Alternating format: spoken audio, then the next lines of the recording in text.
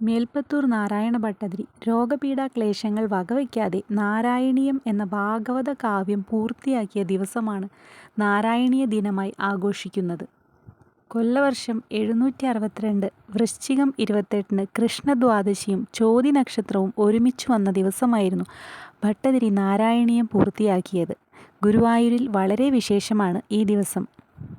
ഒരു ദിവസം 10 ശ്ലോകങ്ങൾ എഴുതി 100 ദിവസം കൊണ്ട് ഭാഗവതം മുഴുക്കെ സംഗ്രഹിക്കുകയാണ് മേൽപ്പത്തൂർ ചെയ്തത്.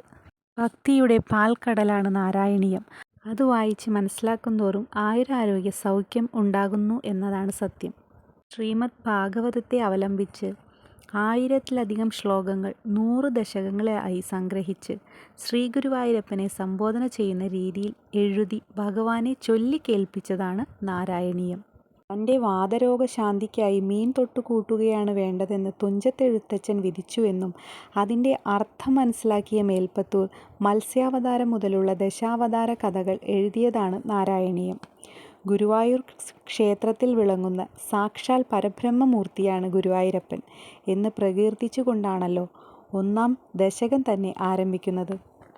ഭാഗവതത്തിൽ പറഞ്ഞിട്ടുള്ള ദശാവതാരങ്ങളിൽ കൽക്കി ഒഴികെയുള്ള 9 അവതാരങ്ങളും കപിലൻ, നരനാരായണന്മാർ, ഋഷഭൻ, ധന്വന്തരി, മോഹിനി, ദത്താത്രേയൻ, വൃകാസുരൻ എന്നീ അവതാരങ്ങളും നാരായണീയത്തിൽ പ്രതിപാദിക്കപ്പെട്ടിട്ടുണ്ട്. എന്നാൽ ശ്രീകൃഷ്ണൻ്റെ സ്വർഗാരോഹണം ഇതിൽ കാണിച്ചിട്ടേയില്ല.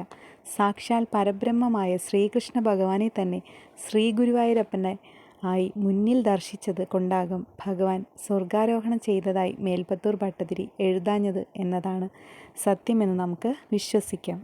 വാതരോഗത്താൽ അത്യധികം വേദന അനുഭവിച്ചിരുന്ന അവസരത്തിലും നാരായണീയ കർത്താവ് ആദ്യ ശ്ലോകം തുടങ്ങുന്നത് സാന്ദ്രാനന്ദാവബോധാത്മകം എന്ന പദത്തോടു കൂടിയാണ് എന്നത് ഈ സ്തോത്രത്തിൻ്റെ ഒരു പ്രത്യേകതയാണ്.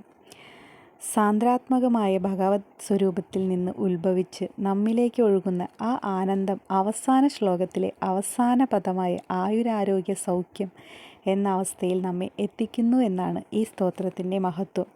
നാരായണീയം നിത്യവും ഓരോ ദശകമായി പാരായണം ചെയ്യുന്നത് മനസ്സിന് സമാധാനവും സന്തോഷവും നൽകുന്നു എന്ന് മാത്രമല്ല ശ്രീ ഗുരുവായൂരപ്പൻ്റെ അനുഗ്രഹവും ഉണ്ടാകുമെന്ന് പറയേണ്ടതില്ലല്ലോ.